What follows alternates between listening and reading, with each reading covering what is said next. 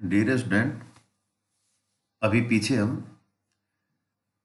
Lord Dalhousie के विलय के सिद्धांत की चर्चा कर रहे थे और उसी कड़ी को हम आगे बढ़ा रहे हैं। इससे पहले हमने देखा है इस विलय के सिद्धांत में 3 सिद्धांत रखे गए थे कि विलय किस प्रकार किया जाए, और उसी के तहत इस साम्राज्यवादी विस्तार की नीति में विलय के सिद्धांत को डलहौजी लागू करता है और देशी राज्यों पर अंग्रेजी साम्राज्य में विलीन किस प्रकार करता है, किन देशी राज्यों को सबसे पहले लेता है, वही आज हम चर्चा यहाँ करने वाले हैं। इसमें डलहौजी ने इस सिद्धांत के आधार पर अनेक राज्यों को अंग्रेजी साम्राज्य में मिला लिया। जिन राज्यों को डलहौजी की इस नीति का शिकार बनना पड़ा उनमें प्रमुख राज्य सतारा, नागपुर, झांसी, संबलपुर, जयपुर, इन सब का लिया जा सकता है। पहला विलय के सिद्धांत के आधार पर जो सर्वप्रथम अंग्रेजी साम्राज्य में जिस राज्य को मिलाया गया वो है सतारा। बहुत ज़्यादा ये क्वेश्चंस पूछा जा सका है कि विलय के सिद्धांत के अंतर्गत डलहौजी ने सबसे पहले किस देशी रियासत को अंग्रेजी साम्राज्य में मिलाया। बार बार ये क्वेश्चंस रिपीट होता रहा है, तो इसका आंसर होगा सतारा। इसमें क्या था कि सतारा के शासक जो था उसने अपनी मृत्यु के पूर्व एक बच्चे को गोद ले रखा था और 1848 ईस्वी में सतारा के राजा की मृत्यु हो जाती है। डलहौजी ने उसके द्वारा गोद लिए गए पुत्र को वैध उत्तराधिकारी नहीं मानते हुए उसके राज्य को अंग्रेजी साम्राज्य में मिला लिया जाता है तथा बच्चे को मान्यता प्रदान नहीं की जाती है, और राज्य का उत्तराधिकारी नहीं होने के कारण सतारा जो था उसको अंग्रेजी साम्राज्य में ही मिला लिया जाता है। तो पहला इस नीति के तहत शामिल होने वाला राज्य था सतारा। दूसरा हम चर्चा करेंगे नागपुर की।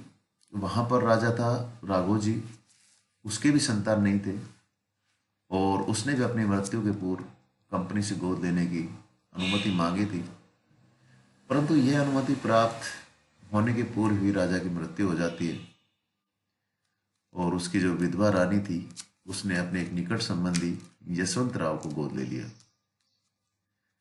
लेकिन डलहौजी ने रानी को ऐसा नहीं करने दिया और यशवंत राव को दत्तक पुत्र के रूप में स्वीकार भी नहीं किया गया और अंततः नागपुर को भी कंपनी शासन में मिला लिया जाता है।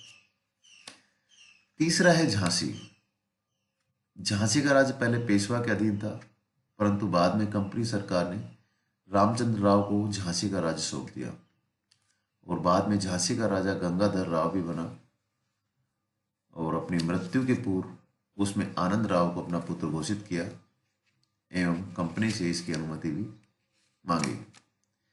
अनुमति मिलने के पूर्व 1853 ईस्वी में गंगाधर राव की भी मृत्यु हो जाती है और डलहौजी ने आनंद राव को दत्तक पुत्र स्वीकार नहीं किया और अंततः 1854 ईस्वी में झांसी को भी कंपनी शासन में मिला लिया जाता है।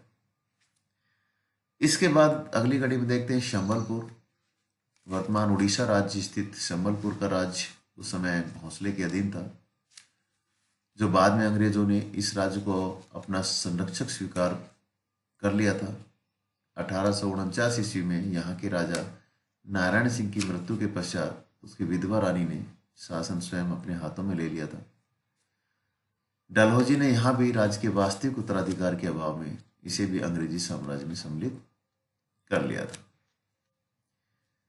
इसके बाद जयपुर। उपरोक्त राज्यों के अतिरिक्त कुछ और भी राज्य थे जो डलहौजी की विलय के सिद्धांत की नीति के शिकार बने। उसमें 1849 ईस्वी में जयपुर, जिसके निसंतान शासक की मृत्यु के पश्चात उसके राज्य को भी कंपनी में मिला लिया जाता है। यही प्रक्रिया क्रमशः 1850 ईस्वी में, 1852 ईस्वी में बघाट और उदयपुर के राज्यों के साथ भी दोहराई गई थी। डलहौजी ने करौली के राज्य को भी कंपनी में मिलाने की योजना बनाई, परंतु निदेशकों के हस्तक्षेप के कारण उसकी मंशा वहां पर पूरी नहीं हो पाती है। तो ये कुछ राज्य थे जो विलय के सिद्धांत के आधार पर डलहौजी ने अंग्रेजी साम्राज्य में मिलाए। सतारा, नागपुर, झांसी, संबलपुर, जयपुर उदयपुर, बघाट, करौली, तो कुछ थे। करौली में मंशा हालांकि उसकी पूरी नहीं हुई। इन सबको मिलाया जाता है। इस नीति की बहुत आलोचना भी होती है इतिहासकारों द्वारा, क्योंकि सबसे पहले तो देशी राज्यों को 3 श्रेणियों में विभक्त करना ही अपने आप में एक अनुचित था। क्योंकि देशी राज्यों का निर्माण न तो अंग्रेजों ने किया है और न ही वे भारत की वैधानिक रूप से सर्वोच्च सत्ता थे। भारत का सम्राट अभी भी मुगल सम्राट ही था। क्योंकि हम देखते हैं कि 1857 की क्रांति में आखिर जो मुगल सम्राट है बहादुर शाह जफर, उसको ही सर्वे सर्वा भारत का माना जाता है। तो अभी भी प्रतीक के रूप में मुगल सम्राट ही भारत का सम्राट था और सैद्धांतिक रूप से सभी भारतीय राज्य उसी के अधीन माने जाते थे। इसके साथ साथ हिंदुओं में गोद लेने की प्रथा धार्मिक और कानूनी रूप से मान्य थी। जैसा हम पहले बताते आ रहे हैं कि हिंदू धर्म में गोद लेने की प्रथा को धार्मिक और कानूनी रूप से मान्यता प्रदान की गई थी। गोद लेने का सिर्फ राजनीतिक महत्व ही नहीं था, बल्कि इसका धार्मिक महत्व भी माना जाता था। और इस प्रथा को बंद करने या इसमें हस्तक्षेप करने का डलहौजी को कोई भी नैतिक या वैधानिक आधार नहीं था। कुछ विद्वानों ने तो डलहौजी की नीति की प्रशंसा इस आधार पर की कि डलहौजी ने देशी राज्यों को अंग्रेजी साम्राज्य में सम्मिलित कर उन राज्यों को प्रजा को अत्याचारी और निरंकुश शासक से मुक्ति दिलाई। मतलब ये भी एक इतिहासकार द्वारा तर्क दिया जाता है कि कुछ जो शासक थे देशी राज्यों के, वो जनता पर अत्याचार करते थे और डलहौजी ने मिला लिया तो कुछ गलत नहीं किया। तो इस आधार पर भी इतिहासकार उसकी प्रशंसा करते हैं। इसलिए उन राज्यों की जनता ने उन राज्यों के विलय का विरोध नहीं किया, परंतु यह मत भी एक अलग ही प्रतीत होता है। निसंदेह राजनीतिक दृष्टिकोण से डलहौजी का कार्य ब्रिटिश हितों की रक्षा के बिल्कुल अनुकूल था, परंतु नैतिकता और भारतीय दृष्टिकोण से अगर देखा जाए तो इस विलय के सिद्धांत की कटु आलोचना की जा सकती है।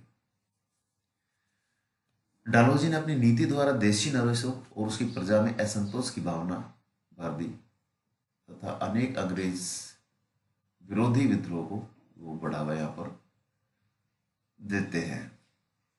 तो ये एक डलहौजी की जो विलय के सिद्धांत का एक आलोचना प्रत्यालोचना यहाँ पे की गई है कि क्या उचित था और क्या अनुचित था। तो अभी ये विलय के सिद्धांत डलहौजी के द्वारा 3 नियम निर्धारित किए गए थे देशी राज्यों के प्रति, और उसी के आधार पर उसको लागू कर उसने इस गोद निषेध की प्रथा को आगे बढ़ाया और उसके तहत ही कुछ महत्वपूर्ण राज्यों को अंग्रेजी साम्राज्य में मिलाया, जिसमें सतारा, नागपुर, झांसी, संबलपुर आदि मुख्य थे, और उसकी कुछ मूल्यांकन किया गया। अगला हम देखते हैं कुशासन के आधार पर देशी राज्यों का अपहरण किस प्रकार किया डलहौजी ने। अंग्रेजी साम्राज्य के विस्तार के लिए डलहौजी ने विलय के सिद्धांत के अतिरिक्त कुशासन के आधार पर भी देशी राज्यों को हड़पने की कुछ योजना बनाई। बरार एवं अवध में व्याप्त प्रशासनिक दुर्व्यवस्था को आधार बनाकर डलहौजी ने इन राज्यों को कंपनी के अधीन कर लिया। बरार यह प्रांतीय राज्य हैदराबाद के निजाम के अधीन था और इस राज्य में सदैव अशांति बनी रहती थी। सांप्रदायिक विवाद उग्र रूप धारण कर लेते थे और इसके अतिरिक्त इस प्रांत में रखी गई अंग्रेजी सेना के व्यय का बोझ जो था वहन करना भी निजाम के लिए बहुत मुश्किल था। सेना के खर्च के लिए निजाम पर कर्ज का बोझ भी बढ़ता जा रहा था। डलहौजी इस प्रांत को हड़पना चाहता था, हस्तगत करना चाहता था, क्योंकि यहाँ कपास की खेती बहुत अच्छी होती थी। इसलिए 1853 ईस्वी में उसने निजाम से इस आश्वासन पर यह प्रदेश ले लिया कि उसे पुणे बाद में लौटा दिया जाएगा, लेकिन निजाम को ये वापस नहीं दिया जाता है और अंततः कंपनी में बरार को मिला लिया जाता है। अवध में भी इस कहानी को हम देख सकते हैं कि अवध के राज को भी डलहौजी की साम्राज्यवादी पिपाशा का यहाँ शिकार होना पड़ता है, क्योंकि अवध के सामरिक और राजनीतिक महत्व के कारण इस राज्य पर अंग्रेजों की निगाहें बहुत दिनों से लगी हुई थी। भारत आते ही डलहौजी ने इसे भी हड़पने की योजना बनाई थी। इस उद्देश्य से 1849 ईस्वी में उसने कर्नल स्लीमैन को अवध का रेजिडेंट बनाया और उसे कहा गया था कि वे अवध के प्रशासन के विषय में एक विस्तृत रिपोर्ट तैयार करें। स्लीमैन ने नवाब वाजिद अली शाह की प्रशासनिक दुर्बलता का उल्लेख अपनी रिपोर्ट में भी किया। उसने प्रशासन कंपनी के हाथों में ले लिया और लेकिन नवाब को हटाए जाने तथा वहां की आय पर कंपनी का अधिकार करने का सुझाव नहीं दिया।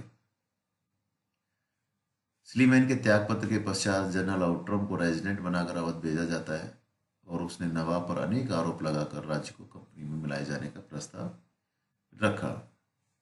तो इन रिपोर्टों के आधार पर जो कर्नल स्लीमैन के द्वारा और जनरल आउट्रम के द्वारा जो रिपोर्टें यहाँ पे दी गई थी, उसके आधार पर डलहौजी ने अवध को अंग्रेजी साम्राज्य में मिलाए जाने का निर्णय ले लिया।